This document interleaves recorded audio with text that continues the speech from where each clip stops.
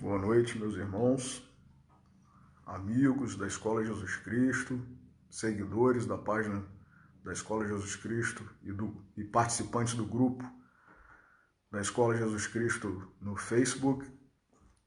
Estamos aqui mais uma vez, às 18h30, para a nossa preleção, a nossa fala, como preparação das nossas mentes, dos nossos corações, especificamente no dia de segunda-feira, para a reunião mediúnica de desobsessão, denominada na nossa escola Grupo Emmanuel. E como leitura preparatória para a nossa oração, nós vamos ler da Epístola de Tiago, capítulo 1, versículo 25. Aquele, porém, que atenta para o bem, ou melhor, perdão, eu vou recomeçar a leitura. Aquele, porém, que atenta bem para a lei perfeita da liberdade e nisso persevera, não sendo ouvinte esquecido, mas fazedor da obra, esse tal será bem-aventurado em seus feitos. Vamos fazer a nossa oração. Senhor Jesus, nosso Mestre, Deus, nosso Pai, amigos e benfeitores espirituais da nossa Escola Jesus Cristo, Emmanuel, patrono da reunião mediúnica de desobsessão da Escola Jesus Cristo, espíritos familiares e simpáticos, nossos anjos guardiães, todos, Senhor, que trabalham como teus ceareiros em benefício de nós outros. Pedimos a todos vós a inspiração, a bênção, a proteção para este momento de reflexão e que nós estejamos sintonizados com o teu Evangelho, com as tuas palavras, Senhor.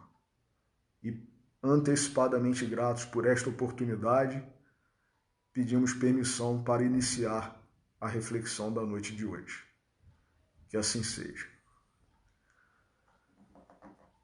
Meus amigos, hoje o capítulo que nos coube analisar do livro Fonte Viva, de Emmanuel, psicografado por Francisco Cândido Xavier, é o capítulo 8º, intitulado Obreiros Atentos. E interessante que na segunda-feira passada, sem que nós tivéssemos atentado para a escala que é feita, nós escolhemos como leitura preparatória justamente esse trecho da Epístola de Tiago, que fala sobre o obreiro atento, não esquecediço, não esquecido, e cai hoje para nós analisarmos o capítulo 8º do livro Fonte Viva, intitulado Obreiros Atentos, e tem como epígrafe o versículo 25 da carta de Tiago. Então, nós vamos, como de costume, ler o texto e depois nós faremos um breve comentário. Então, diz Emmanuel: o discípulo da Boa Nova, que realmente comunga com o Mestre, antes de tudo, compreende as obrigações que lhe estão afetas e rende sincero culto à lei de liberdade, ciente de que ele mesmo recolherá nas leiras do mundo o que houver semeado. Sabe que o juiz dará conta do tribunal, que o administrador responderá pela mordomia e que o servo se fará responsabilizado pelo trabalho que lhe foi conferido. E respeitando cada tarefeiro do progresso e da ordem, da luz e do bem, no lugar que lhe é próprio, persevera no aproveitamento das possibilidades que recebeu da divina providência, atencioso para com as lições da verdade e aplicado às boas obras de que se sente encarregado pelos poderes superiores da terra. Caracterizando-se por semelhante atitude, o colaborador do Cristo, seja estadista ou varredor, está integrado com o dever que lhe cabe, na posição de agir e servir, tão naturalmente quanto comunga com o oxigênio no ato de respirar. Se dirige, não espera que outros lhe recordem os empreendimentos que lhe competem. Se obedece, não reclama instruções reiteradas quanto às atribuições que lhe são deferidas na disposição regimental dos trabalhos de qualquer natureza. Não exige que o governo do seu distrito lhe mande adubar a horta, nem aguarda decretos para instruir-se ou melhorar-se. Fortalecendo a sua própria liberdade de aprender, aprimorar-se e ajudar a todos, através da inteira consagração aos nobres deveres que o mundo lhe confere, faz-se bem-aventurado em todas as suas ações, que passam a produzir vantagens substanciais na prosperidade e elevação da vida comum. Semelhante seguidor do Evangelho, de aprendiz do Mestre, passa à categoria dos obreiros atentos, penetrando em glorioso silêncio nas reservas sublimes do celeste apostolado. Meus irmãos, como eu costumo dizer, né? Que texto de Emmanuel! Sobre um versículo. Emmanuel é fantástico, é maravilhoso. É o nosso professor dentro da doutrina espírita, através das mãos santas de Chico Xavier. Que maravilha de texto! Então vamos voltar agora, relendo e fazendo algumas considerações, algumas análises. Obreiros atentos. O discípulo da Boa Nova, quer dizer, já começa Emmanuel dizendo, nós que nos consideramos discípulos, o que é discípulo? É aquele que estuda, é aquele que aprende, é aquele que ouve, é aquele que está seguindo uma filosofia, uma teoria, um mestre.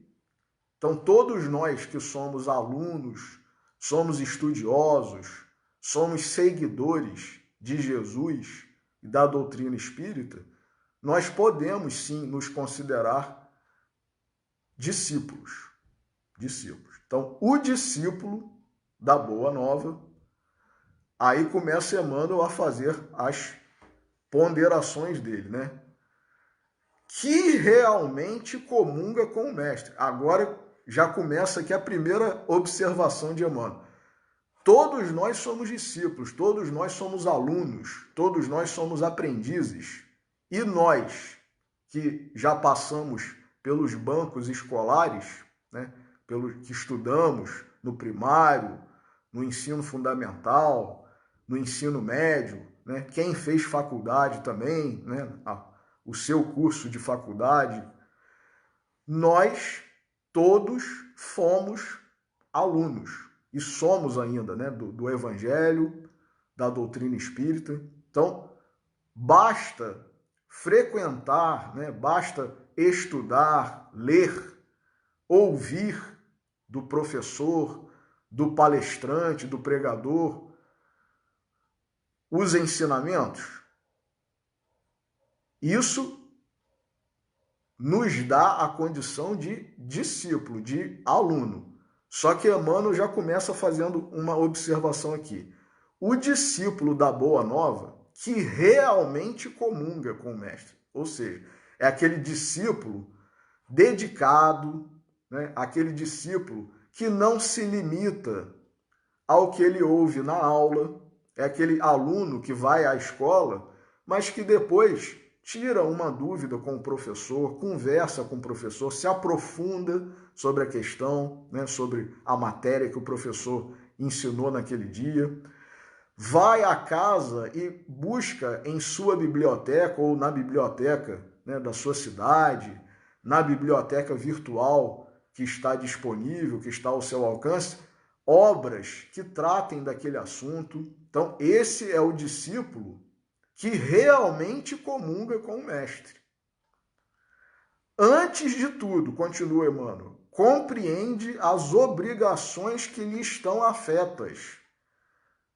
Então, primeira coisa, a gente tem que saber quais são as obrigações, qual é a obrigação principal nossa, como aluno, né? Antes de tudo, compreende as obrigações que lhe estão afetas e rende sincero culto à lei de liberdade. Meus irmãos, nós que somos espíritas, e não apenas nós, né? Porque hoje a cristandade já assimilou esse conceito, né, e essa verdade que é o livre-arbítrio nas nossas vidas. É uma característica de todo o espírito, né? É a liberdade. Então, o discípulo que realmente comunga com o mestre, antes de tudo, compreende as obrigações que lhe estão afetas e rende sincero culto à lei de liberdade, ciente de que, mas desde que nós conheçamos, que nós saibamos que ele mesmo, né, cada discípulo, cada aluno, cada aprendiz, recolherá nas leiras do mundo o que houver semeado. Então, aquele aluno relapso, faltoso, né, que não vai à aula, que chega atrasado, isso eu estou me referindo aos alunos dos cursos regulares aí, né, da educação, das instituições de ensino. Quando nós somos alunos de um curso regular, né, no ensino fundamental, no ensino médio, na faculdade, se nós faltamos, se nós chegamos atrasados, se nós não estudamos, não analisamos, não pegamos as apostilas, os livros, o que acontece? Nós estamos fazendo uso do nosso livre-arbítrio, da nossa liberdade. O professor, ele não tem como obrigar a apreensão do conteúdo na mente do aluno, porque isso é uma postura nossa. O aluno pode estar dentro da sala de aula olhando para o professor e muitas vezes nós, por exemplo, em pleno templo, né, onde está acontecendo uma palestra espírita, uma pregação evangélica, nós estamos sentados ali diante do pregador, do palestrante, do professor na sala de aula, mas nós estamos com a nossa mente em outro lugar, né, pensando em outras coisas, divagando. Então, isso é a postura do aluno que tem a ver com a sua liberdade. Ele quer estar de corpo presente, mas ele não quer estar de espírito, né, de mente, com a sua atenção voltada para aquilo. Então, o que acontece? Emmanuel vem, né, lembrando-nos. Ele recolherá nas leiras do mundo o que houver semeado. Então, esse aluno, se vier a ser reprovado no final do ano, se não conseguir passar para a série seguinte, para o ano seguinte, a culpa vai ser de quem? Dele mesmo. Ele que não estudou, ele que não prestou atenção na aula, né? E nós na nossa vida também. Se nós somos reprovados, né, na nossa atitude, na nossa encarnação, nas nossas tarefas, a quem devemos isso? Senão a nós mesmos, né? Nós não podemos culpar A, B ou C ou alguma circunstância da vida, por uma postura nossa relapsa, preguiçosa, né? É isso que Emmanuel está dizendo aqui.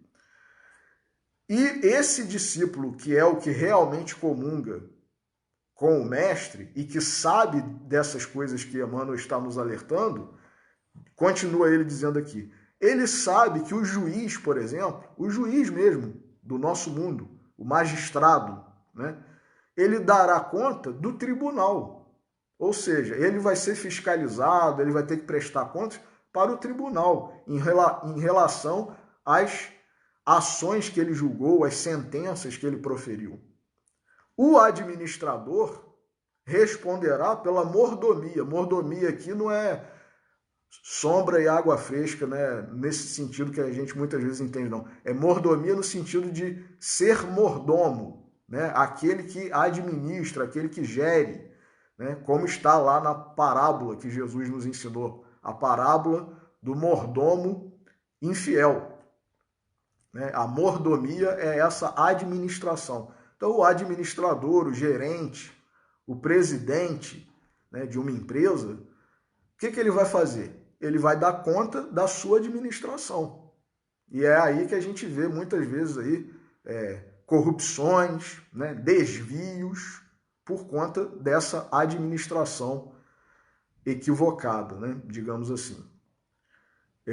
E o servo, né, o empregado, de modo geral, né, se fará responsabilizado pelo trabalho que lhe foi conferido. Cada um de nós, nas nossas atividades, nas nossas profissões, nos nossos trabalhos, nós daremos conta do trabalho, né, do serviço, da atribuição que nos cabe.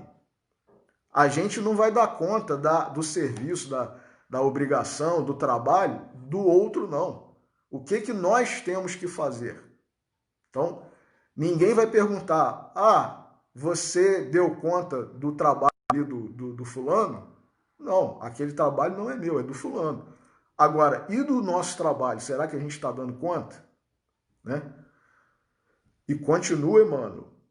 E respeitando cada tarefeiro do progresso, quer dizer, olha a questão que Emmanuel nos coloca aqui do respeito a todas as pessoas na nossa vida. Todas. Sem preconceitos, né?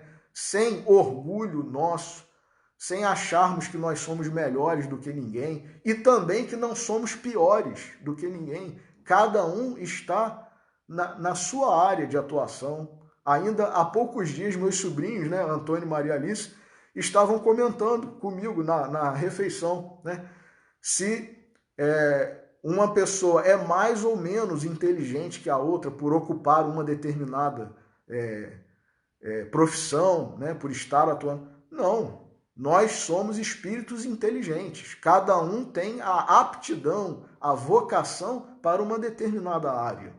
E isso muitas vezes já vem de outras vidas, né? São pessoas que já são médicas há muitas encarnações. São pessoas que são professores há muitas encarnações.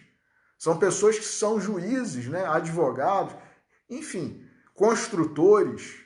Então, nós não podemos ter preconceito e também, mesmo esses que não têm títulos acadêmicos, né? Como Emmanuel cita aqui, o varredor, né? O servo, de uma maneira geral, aquele que trabalha, que coloca suas mãos, né, de forma produtiva. Nós não temos que ter preconceito, achar que a pessoa é menos inteligente. Temos visto, inclusive, né, cenas tristes, né, de pessoas se achando melhores do que outras, né, proferindo palavras agressivas, né, de preconceito, porque a pessoa ocupa ou determinada função, né? Quem somos nós para isso? Né? Cada um, muitos de nós não sabemos fazer aquilo que a pessoa em relação a quem nós temos preconceito faz tão bem, que pode ser às vezes uma tarefa simples, mas nós não sabemos fazer, nós não temos competência, não temos habilidade, então a gente não tem que ter preconceito com ninguém, porque todos nós somos importantes, né, na obra da criação. Retire um profissional desse, né, da sua área, né, façamos greve, né, em um determinado segmento profissional, que nós vamos ver como que as coisas saem do equilíbrio, do controle, né? Nós já presenciamos isso diversas vezes. Então, a gente tem que saber respeitar, acima de tudo, e valorizar, né, cada um na sua área. Então, é exatamente isso que Emmanuel está falando aqui. Respeitando cada tarefeiro do progresso e da ordem. Retire esse grupo de profissionais para ver se o progresso não se estaciona e se a ordem não se perde, né, rapidamente. Da luz e do bem. Da luz e do bem, porque esse irmão nosso, ele é fundamental para que tudo ocorra, né, de acordo com os desígnios do Senhor. E no lugar que lhe é próprio. Então, o que faz o discípulo que tem consciência de tudo isso? Ele persevera no aproveitamento das possibilidades que recebeu da providência divina, atencioso para com as lições da verdade. Então, ele se volta para as questões da verdade, né? E qual é a verdade? Muitos de nós perguntaríamos, como Pilatos também perguntou a Jesus. Nós sabemos que a verdade é o próprio Cristo, é o próprio Evangelho de Jesus, né? Eu sou o caminho, a verdade e a vida. Então, o discípulo atento, está dizendo Emmanuel aqui, ele é atento também para com as lições da verdade e é aplicado às boas obras de que se sente encarregado pelos poderes superiores da terra. Quais são as obras, né? Qual é a tarefa de cada um de nós? Se nós já conseguimos perceber de alguma forma que a nossa tarefa é num determinado campo, ou é na nossa família, ou é no nosso grupo de trabalho, ou é no nosso grupo religioso, enfim, onde for, se nós já temos alguma percepção, alguma consciência disso, nós temos que realizar as nossas obras de forma aplicada. Nós temos que nos voltar para elas de forma atenta, né? Exitosa, zelosa, né? Com cuidado, com dedicação. É isso que Emmanuel está nos dizendo aqui. E caracterizando-se por semelhante atitude, o colaborador do Cristo, porque nós, meus irmãos, né? Nós da doutrina espírita, nós sabemos que nós não precisamos ter um rótulo religioso. Daí porque o Espírito Verdade e o apóstolo Paulo, né? Que tem uma mensagem maravilhosa no Evangelho segundo o Espiritismo, né? Fora da caridade não há salvação, né? Ficou esse emblema para nós espíritas. Por quê? Porque a caridade ela está ao alcance de qualquer pessoa. A pessoa que se diz ateia, né? Um ateu, ele pode ser caridoso e alcançar a salvação. Muito mais eficazmente, muito mais rapidamente do que muitos de nós religiosos. E é tanto que o próprio Cristo disse, né? As meretrizes e os publicanos entrarão no reino dos céus antes de vós. E ele estava se referindo a quem? Aos fariseus, que eram os religiosos da época, né?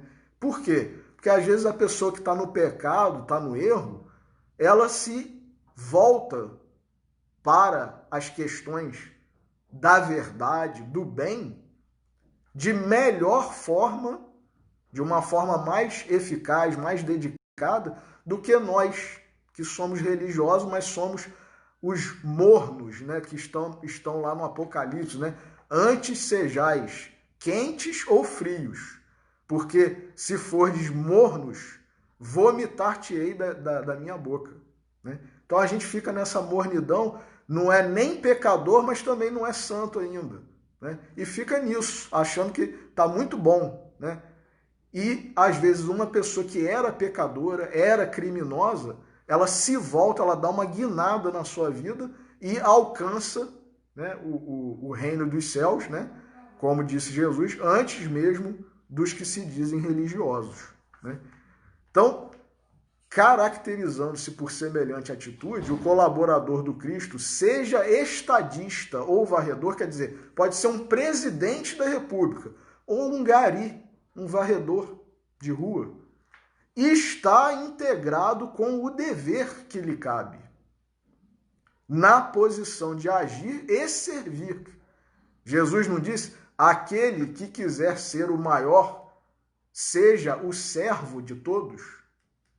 Então, na posição de agir e servir, tão naturalmente quanto comunga com o oxigênio no ato de respirar. Ou seja, a gente vai passar a cumprir com o dever da gente de forma tão natural, tão espontânea, como a nossa respiração. Alguém força, né? Nós forçamos a nossa respiração. Se nós não estivermos doentes, né, com alguma dificuldade respiratória, com algum problema pulmonar, né, uma gripe, uma pneumonia, né, e outras patologias que podem comprometer a respiração, nós nem percebemos que estamos respirando, de tão natural que é, de tão espontâneo. Então, olha que maravilha quando nós chegarmos nesse ponto de alcançar o cumprimento das nossas tarefas, das nossas obrigações, de forma tão natural que vai parecer que é como se nós estivéssemos apenas respirando. Agora, o próprio Emmanuel, ele diz que a disciplina antecede a espontaneidade. Então, se nós ainda não temos essa espontaneidade, essa naturalidade, comecemos com a disciplina, né? Mesmo que nos obrigando, nos esforçando para fazer o que devemos fazer da melhor forma que nós pudermos, né? Isso pode gerar algum esforço, algum sacrifício da nossa parte? Pode e deve. E quanto mais gerar, melhor, porque nós vamos estar praticando para tomar a Deus muito em breve, né, essa naturalidade. Então, continua Emmanuel aqui.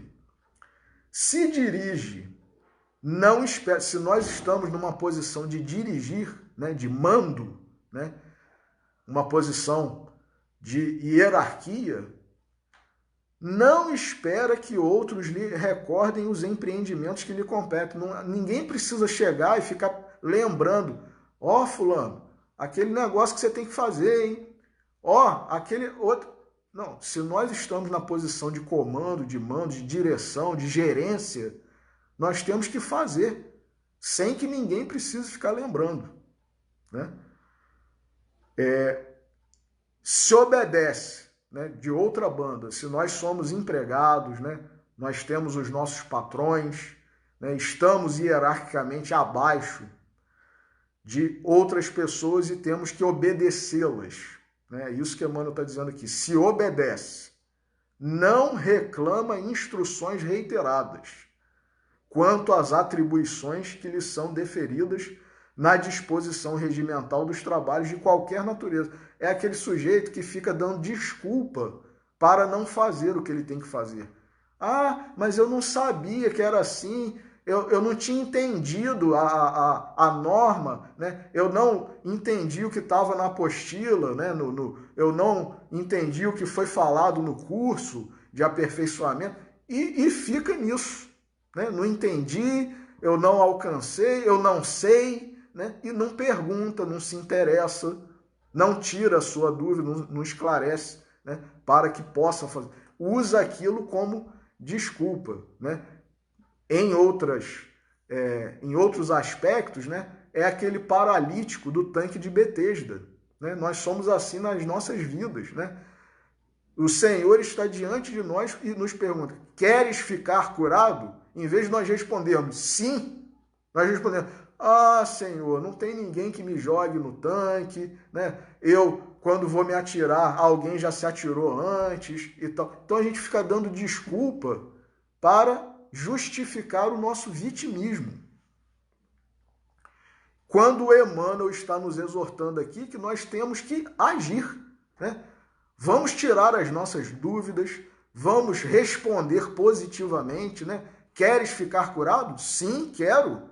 Não importa como aquilo vai acontecer, a gente tem que se manifestar, né? A gente tem que fazer a nossa parte e não ficarmos no nosso vitimismo aí, que Emmanuel diz, em outras palavras, que é uma paralisia espiritual, né? Ele diz que nós somos paralíticos da alma, né? Então, continua aqui o Emmanuel. Não exige nós, né, não, como discípulos ainda, aprendizes, alunos, nós não podemos exigir que o governo do seu distrito lhe mande adubar a horta. Quer dizer, precisa de uma lei para que nós façamos ou deixemos de fazer determinadas coisas? Claro que não. Claro que não, né? É um absurdo, em pleno século XXI, nós termos tido necessidade há pouco tempo de uma lei que nos obrigue, por exemplo, a prestar alimentos aos nossos pais, na idade avançada deles, numa eventual necessidade, né? Já estava lá nos 10 mandamentos. Honrai vosso pai e vossa mãe. No livro O Evangelho segundo o Espiritismo, no capítulo Honrai vosso pai e vossa mãe, Kardec fala sobre isso, né? O dever de socorrer os pais na velhice, né? Só que isso passou despercebido de todos nós, há mais de 2000 anos. Então teve que vir uma lei para dizer, ó, se seu pai e sua mãe estiver passando necessidade, você tem o dever de provê-los, né? de providenciar, de prover o mínimo necessário para a sobrevivência deles.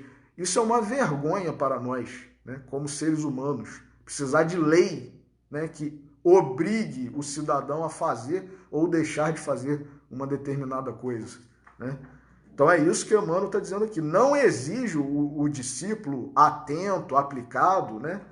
Não exige que o governo do seu distrito lhe mande adubar a horta, nem aguarda decretos para instruir-se ou melhorar-se. Ué, isso é uma condição natural também, a lei de progresso. Onde está escrita a lei de Deus? Na vossa consciência. Então faz parte de nós, né, querermos progredir. Então o sujeito que contraria isso é, infelizmente, triste, né? Necessitando, né, de aguilhões, né, de uma charrua para o jugo, né, para poder o gado andar para frente, né, o boi, e fazer o que ele tem que fazer lá, que é carregar o arado, né? Então que nós não sejamos, né, esses que precisam de um cajado, né, para de vez em quando cutucar a gente. Cumpramos as nossas obrigações.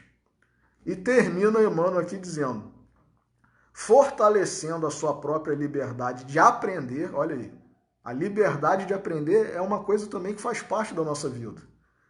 E nós temos que fortalecer essa liberdade, aprimorar-se e ajudar a todos através da inteira consagração, dedicarmos-nos de corpo e alma, inteira consagração aos nobres deveres que o mundo lhe confere, mesmo nas nossas profissões, nos nossos afazeres do mundo, fazermos bem feito, né? Faz-se bem-aventurado em todas as suas ações, que passam a produzir vantagens substanciais na prosperidade e elevação da vida comum. É aquela paz, né, que também está no Livro dos Espíritos lá, a paz, né? Qual é a felicidade média, né, para o homem na Terra? É a consciência do dever cumprido, né, a fé no futuro e a posse do necessário. Então, a consciência do dever cumprido é nós colocarmos a nossa cabeça no travesseiro à noite e podermos dizer, né, cumpri com o que me competia no dia de hoje, né? Fazer aquela autoanálise que Santo Agostinho nos exorta a fazer, né? Passar em revista o dia todo e saber que nós fizemos o que nós tínhamos que fazer, né? Então, Emmanuel aqui, nesse pequeno texto, ele dá uma aula, ele faz um passeio aí pelo Evangelho, pela doutrina, assim, maravilhoso, né? De forma resumida. Então, a gente vai conseguir com isso também, né, trazer vantagens substanciais na prosperidade e na elevação da vida comum. Que maravilha, né? Nós sentimos que a nossa ação ajudou de alguma forma, seja direta ou indiretamente, os nossos semelhantes, né? E aí termina mesmo Emmanuel no último parágrafo dizendo: semelhante seguidor do Evangelho, de aprendiz do mestre, quer dizer, de discípulo, passa a categoria dos obreiros atentos, penetrando em glorioso silêncio nas reservas sublimes do celeste apostolado. E aí eu vou lembrar aqui de uma pregação que Glenda fez, né, minha mãe, onde ela fez essa diferença, né, de discípulo e apóstolo. O apóstolo é mais do que o discípulo, né?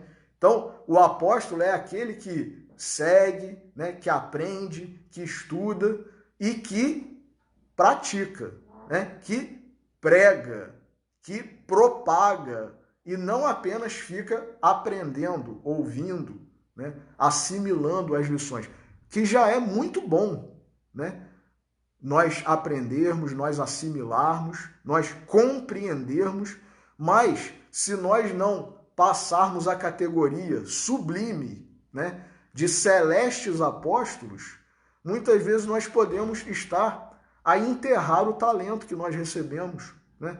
E de forma egoística, muitas vezes. Eu vou aprender isso, mas é só para mim, né? Então, que nós possamos passar, né, a categoria de apóstolos, né, de multiplicadores, assim como está lá na parábola do semeador também, né?